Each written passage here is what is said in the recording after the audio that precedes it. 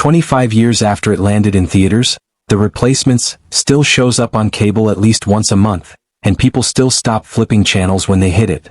It is not a film critics ever loved. It is a film audiences never stopped watching.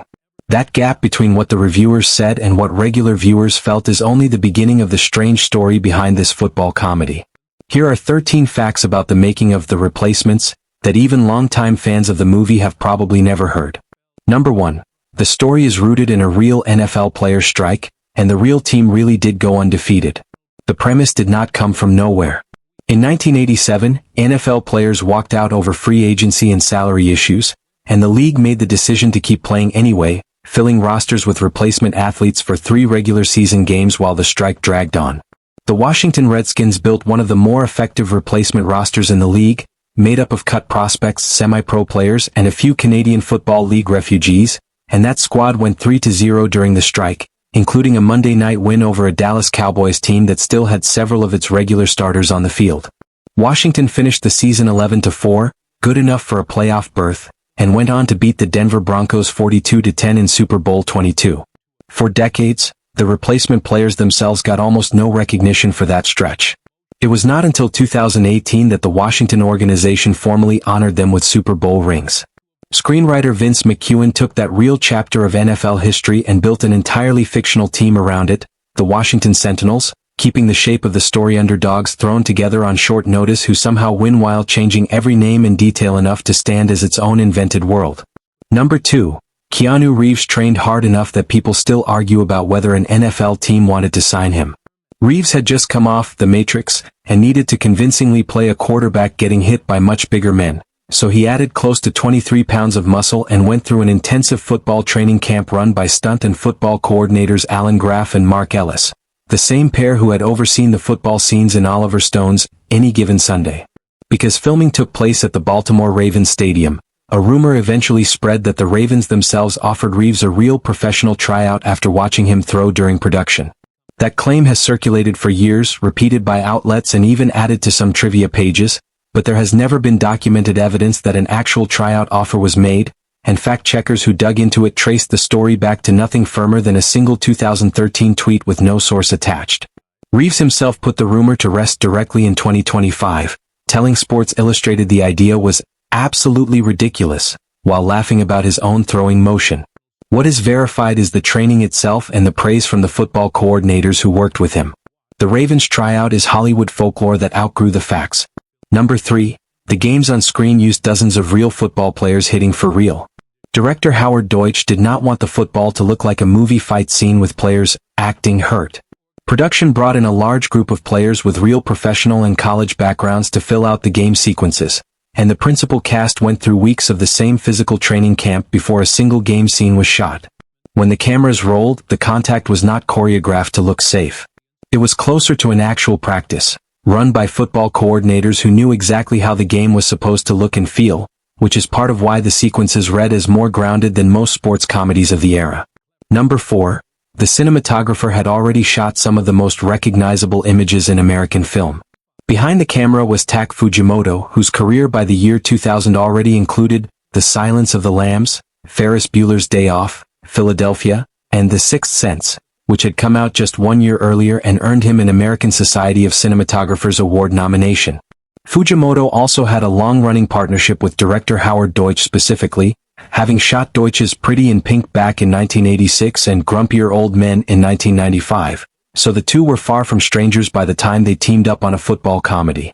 It is a strange thing to consider that the same eye responsible for Clarice Starling's descent into a killer's basement was also responsible for making a locker room pep talk look good. Number 5. The Washington Stadium scenes were actually filmed in Baltimore, at the Ravens' real home field. The Sentinels are a Washington, D.C. team within the story, but the football scenes were shot at what was then called PSINet Stadium in Baltimore, the same building now known as M&T Bank Stadium and still home to the real Baltimore Ravens. On screen it is dressed up as a fictional Nextel Stadium. Filming inside a genuine active NFL venue rather than a built set gave the production real sight lines, real tunnel entrances, and a real broadcast booth setup that a soundstage could not easily fake, and it meant coordinating around an actual NFL franchise's schedule and facility throughout the shoot. Number 6. It opened in third place against two much bigger releases and still turned a profit. The Replacements arrived in theaters on August 11, 2000, in one of the more evenly matched late summer box office weekends of that year. It debuted at number 3, pulling in $11,039,214, behind Hollow Man, in its second week at the top and Space Cowboys close behind it, with Autumn in New York landing just below in fourth place the same weekend. That is not a dominant opening. But the film held on with relatively modest weekly drops over the following weeks, eventually closing its North American run at roughly $44.7 million, with an additional $5.3 million from international markets, bringing the worldwide total to right around $50 million, enough to cover its reported $50 million production budget from theatrical receipts alone, which counts as a respectable outcome for a film that critics were largely dismissing at the same time. Number 7. Critics and ordinary moviegoers disagreed about this film about as sharply as they disagree about anything. On Rotten Tomatoes, the film currently sits at a 41% approval rating from professional critics, with the site's consensus describing the characters as cliched and the outcome as never in real doubt. Metacritic's critic average lands even lower, a 30 out of 100, which the site classifies as generally unfavorable. Roger Ebert gave it 2 stars out of 4 and famously described it as entertainment, painted in broad strokes, 2 coats thick. And yet audiences polled by CinemaScore on opening weekend handed the film an A-, on a scale that runs from A+ down to F. A double-digit critic score sitting next to a near-top grade from paying audiences is a genuinely unusual split, and it says something about what this particular film was actually trying to do. It was never chasing originality. It was chasing the specific feeling of watching people the world had written off get one more shot, and enough audiences responded to that feeling to make the disconnect from critics almost beside the point. Number 8. I Will Survive became the film's emotional anchor, used at its lowest point and its highest. Composer John Debney built an original score for the film, but the single needle drop that stuck with audiences was Gloria Gaynor's 1978 disco classic, I Will Survive. It shows up twice in 2 completely different emotional registers. The first time, the replacement players are sitting in a jail cell after a brawl with the striking starters, and they end up dancing together in their cell, turning a moment of shared humiliation into an oddly joyful bonding scene. The song returns at the very end of the film, as the team celebrates clinching a playoff spot on the field. Bookending the team's arc with the same track, first as a joke in a jail cell and then as a genuine victory anthem, gives the film a musical symmetry that a lot of sports comedies never bother to build. Number 9. This was Jack Warden's final theatrical film role before his death. Jack Warden plays Sentinel's owner Edward O'Neill, a double-talking businessman who abandons his commitments whenever it is convenient. Warden had a career stretching back more than 5 decades, including an Emmy for Brian's Song, and 2 Academy Award nominations for Best Supporting Actor, for 1975's Shampoo and 1978's Heaven Can Wait, both opposite Warren Beatty. He was also a member of the jury in the 1957 classic, 12 Angry Men. The Replacements turned out to be his last big-screen role.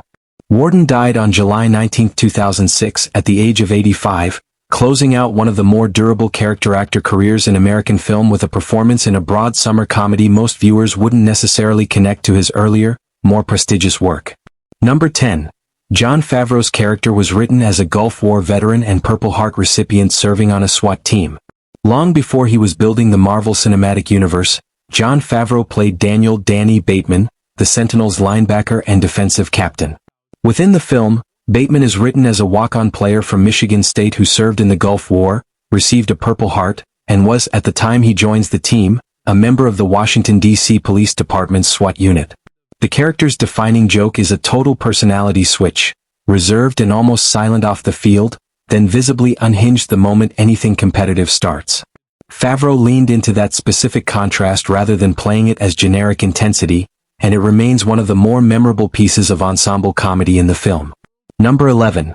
The deaf tight end character was tied to a real, specific university. David Denman, in his first feature film role, plays tight end Brian Murphy, who Coach McGinty says would have been a first-round draft pick if he had not been born deaf. Within the story, Murphy is a graduate of Gallaudet University in Washington, D.C., which really is, and has been since its founding in 1864, the world's only university built specifically to serve deaf and hard-of-hearing students. That detail is not a vague or generic disability reference. It is a real, specific institution named on screen.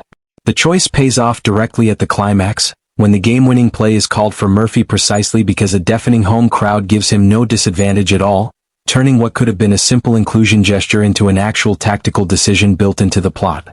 Denman, who is not deaf himself, later became widely recognized for a very different role, as Roy on the American version of The Office. Number 12. The Welsh kicker character was built as a professional soccer player and pub owner with a gambling problem. Rhys Ifans plays Nigel the Leg Gruff, a Welsh soccer player and pub owner recruited to be the Sentinel's place kicker, a character built around a serious gambling habit and a habit of smoking cigarettes on the field during live play. Ifans had already appeared in Notting Hill before this role and would later play the villain in The Amazing Spider-Man. His performance leans fully into the character's eccentricity, and Gruff gets one of the film's biggest plot swings when he lands a long field goal that flips a game the team appeared to be losing. Number 13. The director came to this football movie straight from a decade of John Hughes teen comedies. Howard Deutsch's resume before The Replacements was built almost entirely on 1980s teen films, most notably directing Pretty in Pink and Some Kind of Wonderful, both written by John Hughes and both considered defining entries in the teen romantic comedy genre. Moving from stories about socially excluded teenagers to broad, inspirational football comedy is a real tonal jump, but Deutsch carried over the same basic instinct. Build sympathy for characters the world has decided do not belong, then let them prove that assumption wrong. Whether The Replacements ever reaches the cultural staying power of Pretty in Pink is a fair question. But the creative through line connecting those very different projects is there in every frame.